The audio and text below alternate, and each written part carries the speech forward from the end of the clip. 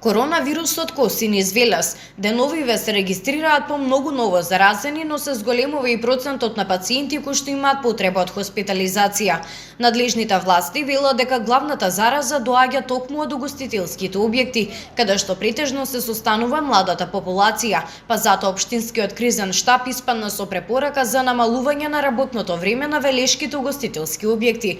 Но каква е состојбата со вирусот во општинските јавни установи во Велес? Од локалната власт известија дека од вработените таму двајца се во изолација поради контакт со позитивен на ковид, но потврдени позитивни на вирусот моментално нема.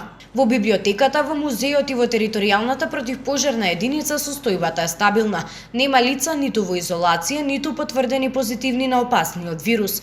Во ЈКП Дервен има двајца позитивни и еден вработен кој што е во изолација. Состојбата е посериозна во основното училиште Кирил и Методи во Велес, потенцираше градоначалникот на Велес Аце Коцевски. Во основните општински училишта имаме еден ученик кој е позитивен, 43 ученици кои се во изолација. Посериозна е состојбата во училиштето Кирил и Методи, каде што една паралелка од второ одделение наместо да држи настава со физичко присуство, ќе премине на одржување на настава од далечина.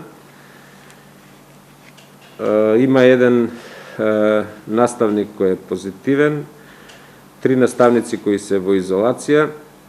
Од стручните служби има двајца вработени кои се во изолација, еден вработен кој е од техничките служби кој е позитивен и еден директор на училиште кој е позитивен на COVID-19. Кога станува збор за средните училишта, има двајца ученици кои се позитивни на COVID-19, а 3 ученика кои што се во изолација. Еден наставник е позитивен, а 4 во изолација. Нема директор од средните училишта кој што е позитивен или пак во изолација. Во детската градинка Димче Мирчев има 2 дечиња позитивни на вирусот, а дури 68 се во изолација.